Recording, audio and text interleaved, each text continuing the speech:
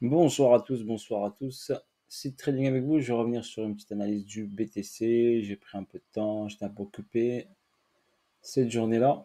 Donc là, je suis devant le graphique du BTC. Donc si Trading est avec vous, je ne suis pas un conseiller financier, mais je vous présente l'analyse que je vois moi sur le Bitcoin.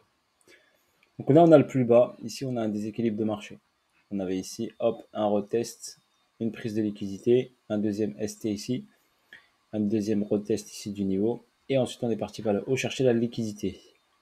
Donc, il y avait de la liquidité en attente. Ici, on avait un inducement. Ici, on avait un imbalance, un déséquilibre de marché. Donc, on est venu chercher, regardez ici, le déséquilibre de marché pile poil dessus. Clac, vous l'avez vu ici. Donc, forcément, quand il capte ce déséquilibre, il y a forcément une réaction.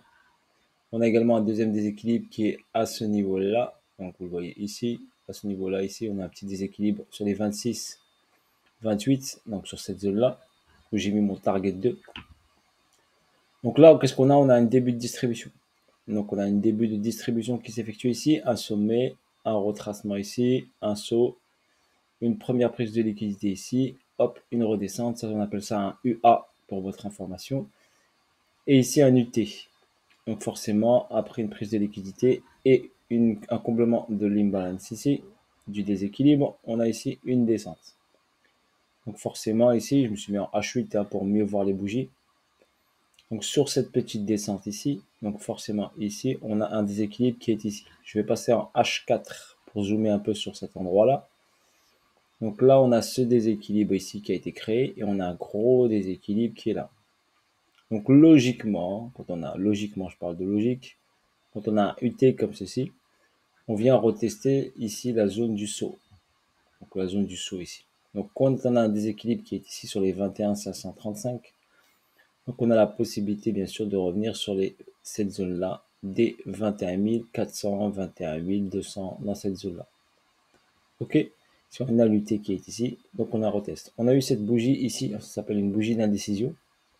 Le prix a fait vers le bas et vers le haut. Si on la décortique un peu cette bougie, je vais me mettre en H1 pour voir un peu mieux. Donc c'est une bougie d'indécision où je ne sais pas le marché où il va aller, en haut ou en bas. Mais grâce à la distribution, on sait qu'il doit aller vers le bas. Donc là, forcément, il est venu au niveau de la bougie qui était créée préalablement ici aujourd'hui vers les coups de 20, le 31 vers les coups de 20 heures. Donc là, on est venu la chercher ici, à chercher ce niveau-là. On a le comblement de déséquilibre qui est sur les 23 125. Donc forcément, arrivé à ce niveau-là, il y aura forcément une réaction du prix. D'accord? On peut schématiquement faire quoi? Donc schématiquement, si je pousse mon analyse un peu plus loin, donc ici, si je prends, oui, je l'ai là. Là, potentiellement, donc ça peut être ici une A, ok, une B, et potentiellement une C qui est cherchée ici, ce niveau-là. Après, potentiellement, bien sûr, on peut revenir ici vers le haut. Ça, ta B, C peut correspondre à une grande A pour revenir sur une B pour une continuité C pour aller chercher plus bas. Donc, on va y aller étape par étape, bien sûr. Ce qu'il faut retenir, c'est qu'on a des niveaux ici de déséquilibre de marché que le prix peut aller fortement aller chercher. Et ce déséquilibre, bien sûr, un peu plus bas. D'accord? Voilà en ce qui concerne le BTC, personnellement, ce que je vois, si on peut aller en unité de temps, 15 minutes. Donc 15 minutes, on voit quoi? On voit un sommet ici, un retracement ici en 3 temps, un autre sommet ici, et une descente ici, et il a pris la liquidité de tous ces niveaux-là. Donc on constate ici, si on trace ici une petite ligne ici, par rapport à ce niveau-là préalablement créé, donc ici, on a ici une prise de liquidité de ce niveau-là. Donc je vais la mettre là, clac, comme ça, en noir, comme ça, vous puissiez voir ce que ça donne. On va prendre la bougie ici, celle-ci la plus basse, c'est laquelle? C'est celle-là, ouais. Voilà, donc on a cette prise de liquidité où le prix peut aller potentiellement aller chercher donc les niveaux qui sont là, regardez. Ici, des équilibres de marché qui étaient ici, qui a été comblé ici, partiellement ici. Là, forcément, cette mèche-là, elle est venue ici titiller toujours le déséquilibre. On est ici arrivé à ce niveau-là. On a un autre déséquilibre qui est là. On constate là aussi. Donc, il peut aller potentiellement aller chercher, aller cette zone-là pour équilibrer le marché et venir jusqu'ici. Donc je vais vous la mettre là, comme ça vous allez voir directement, comme ça je le fais avec vous en live. Donc potentiellement aller chercher la zone des 22 900, 22 800 dans cette zone là.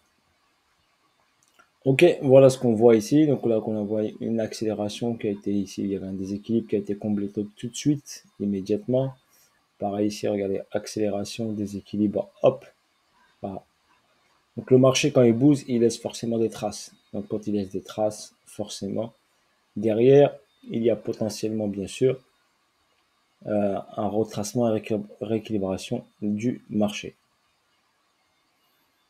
Donc voilà, ici, donc la petite descente là. Si on veut regarder le RSI, allez, on va checker le RSI pour vous faire plaisir. On remarque bien ici une descente ici. On avait une divergence ici haussière. Bon, je ne vois pas de divergence haussière personnellement, si ici, ouais, là et là. Il y a une petite divergence haussière, hop, qui a emmené le prix ici vers le haut. Donc, moi, je ne suis pas à RSI. On va le regarder en H1. Ça donne quoi? Donc, ça donne divergence bearish.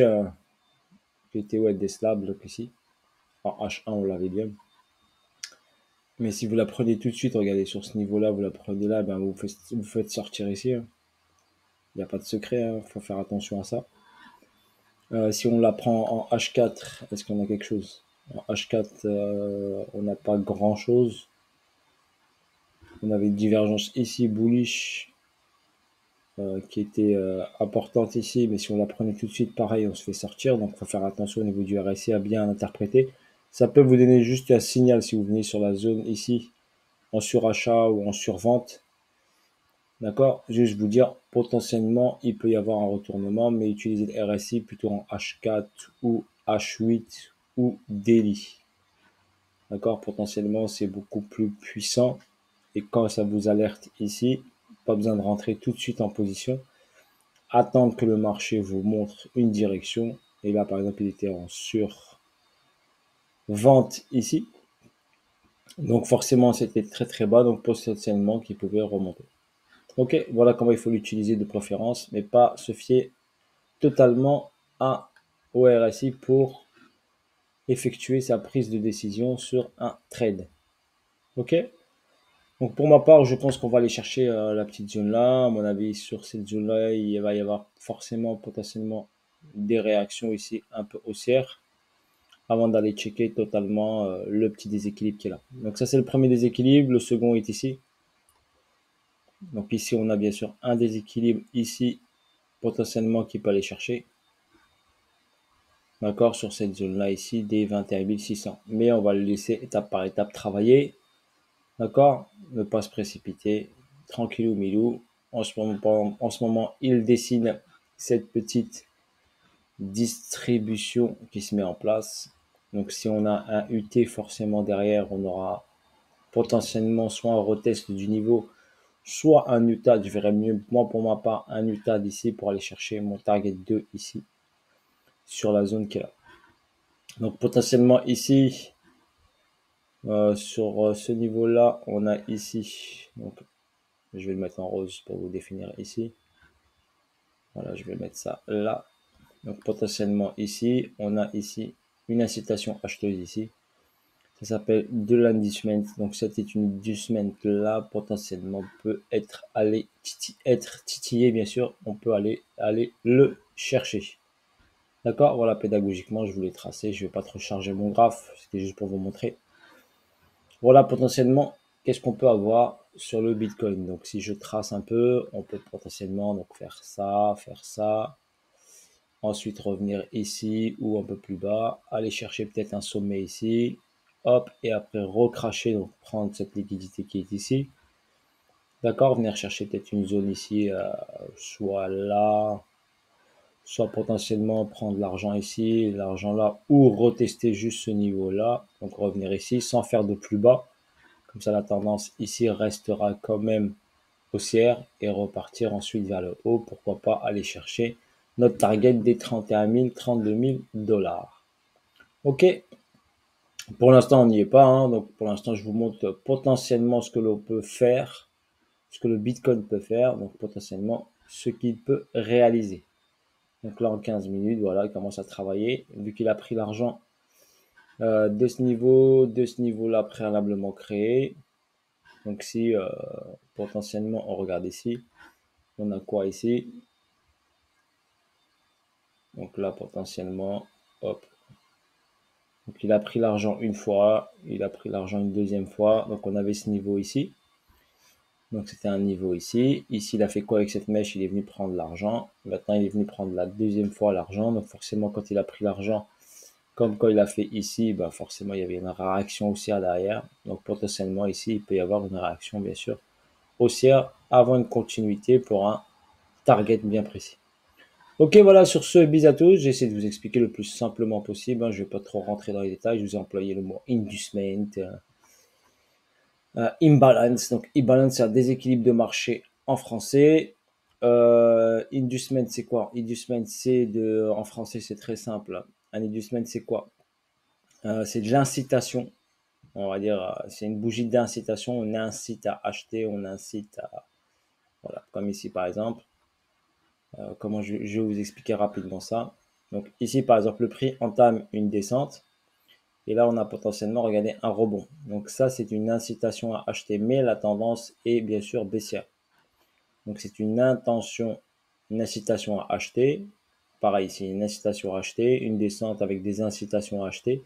Et après, une accélération ici baissière. Une réaction. D'accord? C'est des incitations à acheter, comme ici. On incite à acheter, on incite à acheter, mais on descend et on va faire le point bas. Quand on a fait le point bas, après, on constate bien qu'on ne fait plus de point bas.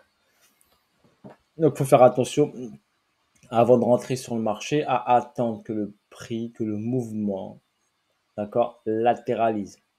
Il vaut mieux opérer sur une position où le prix commence à latéraliser. Ne pas rentrer quand le prix est en mouvement. Ok, c'est un conseil que je vous donne. Je ne suis pas conseiller financier, mais je vous donne. Quand le prix est comme ça en train de descendre, vous précipitez pas. Attendez que le prix latéralise avant de prendre une décision, soit d'acheter, soit de vendre. D'accord? Même principe, à chaque fois que vous avez par exemple ici une descente, attendez que le prix regarde, latéralise avant de prendre une décision. Vous avez le temps. Là, il descend, il latéralise. Après, sur la latéralisation, il va donner des informations. Ok, comme là, il nous a donné une information. Là, ici, il nous a fait une distrib. Il a fait une distrib, regardez, BC, tac, retester ici, UT, test, et il est parti. On a fait ici une redistribution pour emmener le prix vers le bas. On a redistribué. D'accord? Même principe ici, vous avez quand même ici, forcément ici, un sommet, une descente, un UT, un test et une continuité de descente. Là, vous avez une réaction haussière pour l'instant. Donc, on est en phase de retournement potentiel du Bitcoin, bien sûr. Il commence à montrer, bien sûr, des signes de retournement. Donc, forcément, on repart en 15 minutes ici. Et on constate ici qu'il a tendance toujours à aller chercher ici vers le bas. Donc, si on se précipite quand on a un mouvement comme ça baissier, si on se précipite à rentrer en achat, on ne peut pas rentrer en achat sur un mouvement où le prix commence à descendre comme ça. Ou commence à monter. Là, la montée, c'est FOMO le prix. Non, vous inquiétez pas, quand le prix accélère comme ça, le prix va toujours revenir. Il vous donnera toujours une deuxième chance si vous voulez rentrer en position. D'accord? Soyez juste patient. Regardez, il est monté, il a latéralisé, il a fait son job, il a travaillé. Et là, potentiellement, il va revenir aussi au point de départ où il avait accéléré. Donc, faut pas paniquer. D'accord? Faut pas paniquer, il faut juste attendre, patienter, être patient. Et vous aurez vos targets et vos entrées. Si vous avez raté l'entrée, par exemple là, c'était le 28, vous étiez en vacances, par exemple, vous avez raté cette entrée, bah, pourquoi pas attendre, patienter, être patient et jusqu'à ce que le prix vienne vers vous. Potentiellement, vous savez que le prix ici peut revenir et il peut revenir ici. Et il peut revenir bien sûr tout en bas en dessous. Donc après, il y a des personnes qui veulent faire du DCA, ben attendez, j'ai pas besoin de faire du DCA sur des niveaux n'importe où. Je peux faire attendre, hop, des niveaux pour aller faire du DCA. Donc je peux rentrer ici, je peux rentrer ici, je peux rentrer si le prix descend en bas. D'accord? Voilà grosso modo comment vaut mieux faire du dessin intelligent. Donc là pour l'instant, vu qu'il a pris la liquidité, donc là il est en train de réagir. On peut même regarder en une minute ce qui se passe, regardez. Donc de préférence, ne pas éviter un peu de regarder en une minute, surtout le Bitcoin, hein. parce qu'il va venir regarder des faux mouvements, hausse, hausse, hausse, incitation, incitation, incitation, et quand vous regardez en 1 minute, bah, il n'y a rien du tout. Si vous passez en 5 minutes, vous voyez ici une première incitation, regardez, hop, ici une deuxième, on incite les gens à acheter, mais le prix continue à baisser parce que, pourquoi? Pas parce qu'on a notre déséquilibre qui est là. On a un target qui est ici. Donc, si on se met en H1, il vaut mieux prendre une grosse unité de temps, de préférence pour avoir une meilleure visibilité au niveau des bougies. D'accord? Comme là, on voit la bougie est bien pleine. D'accord? Et si on va en 15 minutes ici, la bougie, quand elle commence à réagir, si on va en 5 minutes également. Ok, si on va en 5 minutes, eh bien, on est faussé par des petits mouvements fake, et le Bitcoin est en train toujours de continuer sa descente vers le bas. Donc voilà, je vous fais un petit live, un petit commentaire pour vous expliquer grosso modo. Vous savez que vous avez ce niveau-là. Premier niveau ici où il va intervenir. On l'attend. D'accord? Pas de précipitation. Voilà, sur ce, bis à tous. Bonne soirée à vous tous. J'essaierai de vous faire d'autres petites vidéos. Ok?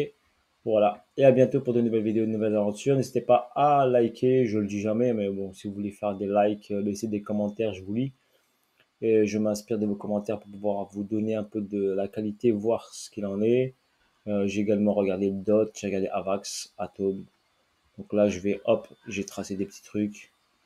J'ai vu DOT qui a fait une belle évolution. Casper également, je le suis également. Ok, j'ai même regardé Blocktopia, qui est sur une accumulation en escalier ici. Donc après, je peux vous faire des petites vidéos. Et, voilà. Et également, il y a l'Ethereum ici. Je suis le mouvement du Bitcoin. Il est également l'Ethereum sur une phase de distribution.